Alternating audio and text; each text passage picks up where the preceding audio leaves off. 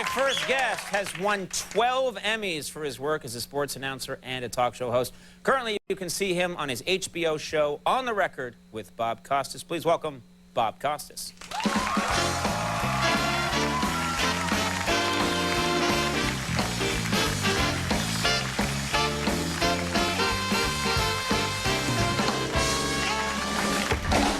Conan, how are you, Bob? Good. You know, we got to we got to hang together a little bit in Salt Lake. Had dinner together at the Olympics. I was there to right? shoot some stuff, some foolishness. You were there on Real Business. To do a different kind of foolishness, I guess. Yeah, we hung out. How did you like the Olympics? Did you like that gig? I love these Olympics. First Winter Olympics that I'd ever done. I'd done Summer Olympics before, and I just thought the whole feeling of it. People had a good attitude. The United States did well. A lot of interesting stories. Right. Worked out pretty and well. It's been talked about a lot, but the moment where Kiss comes out at the end. Yeah. In the closing ceremonies. Right. And, you know, blood is coming out of Gene Simmons' mouth. Right. And everyone's saluting the American flag. You know, I thought someone had put something in my cookie. I really did. As I said at the time, there is nothing I have never seen in all the Olympics I've covered. I've never seen anything that so perfectly captures the Olympic spirit as Kiss with Christy Yamaguchi.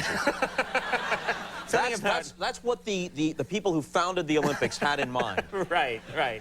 Well, some of those events, you have to admit, they add more events every year. And as a broad, I mean, you cover every sport, but at a certain point, some of it just seems silly. Like it's something you'd see on Jackass. Some of it, they're like people jumping into blenders, you know, and that's. The Swedish are very good at this. It's just been allowed. Some of the events at the Winter Olympics basically look like something you made up in your backyard on a day they called off school because it was snowing. Right. You know, and now they put it in the Olympics. It's like a guy they give you a getting medal in an armchair, just rolling down a hill or something. Right. You know, you say to yourself, the person who wins at curling gets to walk around saying, I'm an Olympic gold medalist, the same way as the guy who wins the decathlon as the greatest all-around athlete in the world. They're both Olympic gold medalists. And what I love is the guy who's like, who sits in the back, whose job is to sit in the back of like the five-man bobsled and remain perfectly still. He gets a gold, and he gets to go up to someone who came in second in the 50-mile sprint and go, sucker, you know. All I can say is, if I'm the fourth guy in the five-man bobsled, I'm just hoping the back guy's remaining perfectly still.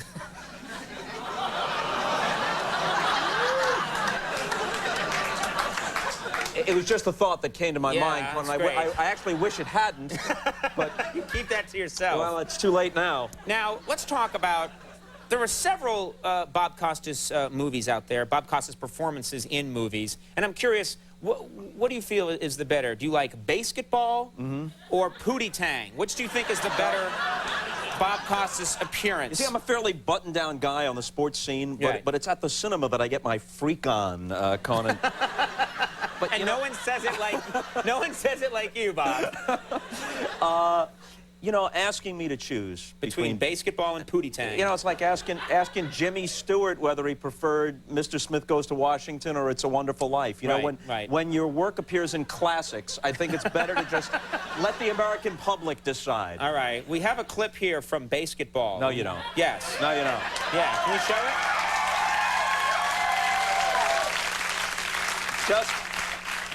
Just as long as it's not that clip. Which clip? You know which one. Tell me which one. You know. You're excited. Feel these nipples. Not that one. That's exactly the one we have. Yeah. Let's roll that. All my years of calling games, I don't think I've ever been this excited. You're excited? Feel these nipples.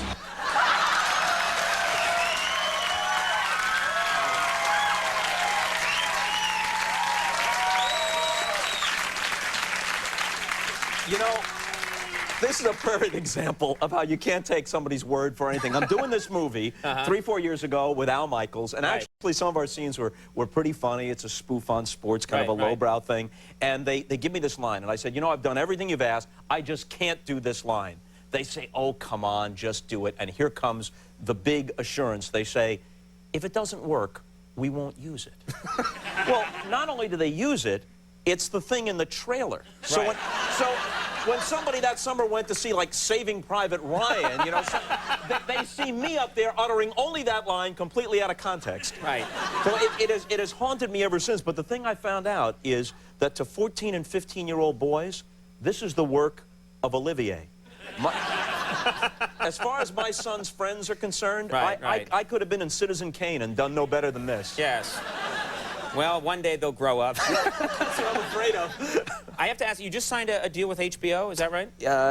Yeah, my hands were tied. I really had no choice. They control some particularly unflattering footage of me on Taxi Cab Confessions. So you had to, really, you had to go along. They handed me the contract I had to sign. But this is a good, I mean, I enjoy your show on HBO. You get in there, you mix it up with these people. It's not always pleasant. You do ask them, I mean, we have I saw an interview you did with Vince McMahon. Yeah. And anyone who's been WWF. from the WWF, anyone who's sat in a room with Vince McMahon, you don't want to screw around with this guy.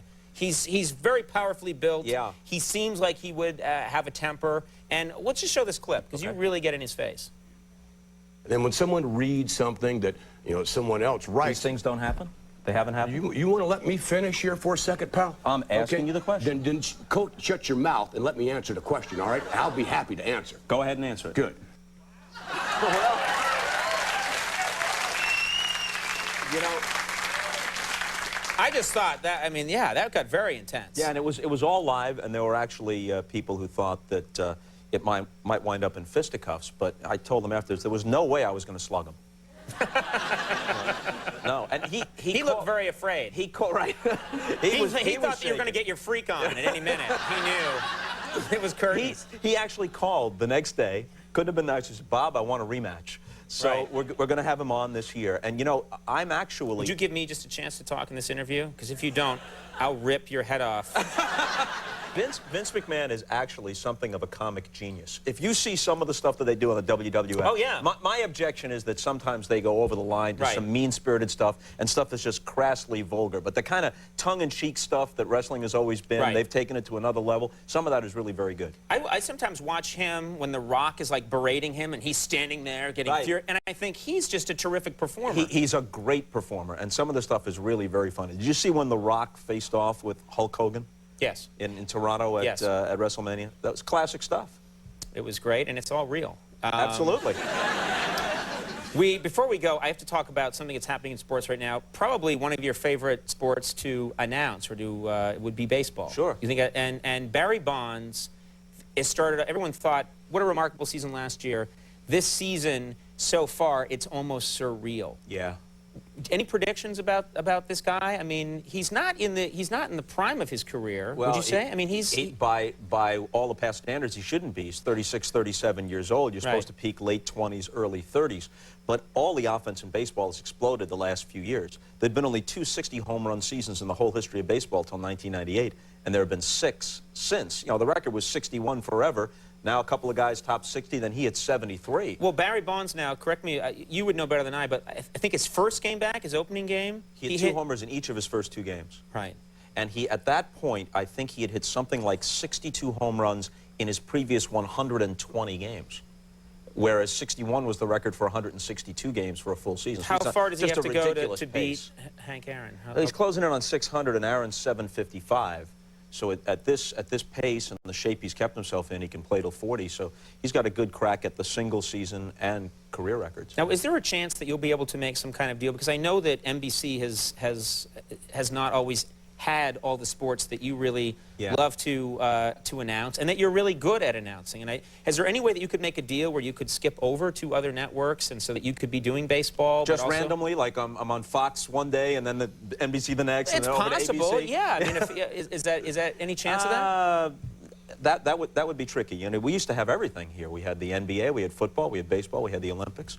And the way the business world goes, some of that has disappeared. So. If you have enough muscle on a network, you can do anything. I've managed to be on this show tonight and then Carson Daly later on, which has never happened before, I don't think, in the quite a doubleheader. 700-year history of NBC. It's big. It's pretty incredible.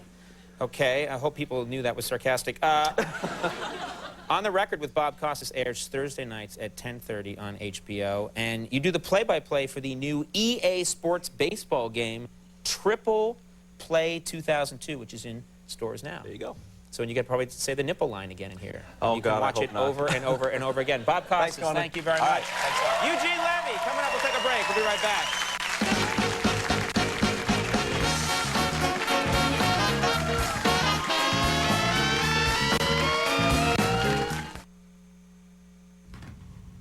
Caesar. Roll over.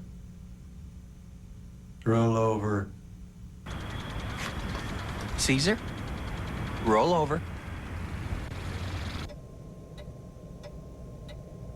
Roll over. Hey, roll over. Long-lasting extra. The official gum of unconditional love. Okay, sit. Good boy.